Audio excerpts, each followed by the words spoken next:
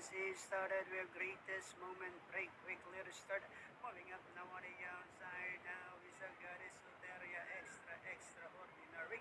In the middle portion now is Veterano. And going along for the first turn with quick is striding greatest moment on its favorite position as the pace setter, enjoying a link and a hop. Right behind in second is Basket of Gold, a link back in third comes Perfect Shot. Next in line now is a Goddess Soteria, alongside comes Extraordinary, half mile distance they traveled. We have greatest moment, enjoying a two lengths lead, and in second remains number one Basket of Gold. Moving up now on the outside is a Perfect Shot. Then moving up now is a Extraordinary. Running by the rail now is a Goddess Soteria. Down on the inside is a Resonanta. Inside the dress of Tamawa. We have greatest moment, enjoying a three lengths lead. Perfect Shot in second. Extraordinary now to take third.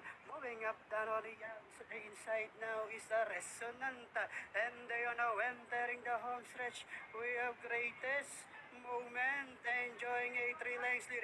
Then here comes Resonanta, now trying to get closer down on the inside. We have greatest moment. Resonant is running by the rail. Greatest moment. Resonant is down on the inside. And finally, it's Resonant. Greatest moment. Then comes Rumorde.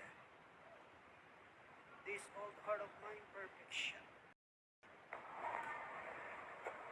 Pace breakdown of our unofficial winner Resonant, ridden by JT Pabilig, 26, 24, 24 and a fraction, finishing at 27. That's 1 minute 41.4 seconds in total for 1600 meter distance. Resonant, owned by Mr. Melvin Raimundo, Patricio Solog the trainer, Clarkland Farm is the breeder. Practical Joke out of Melodic are the lineage of Resonant.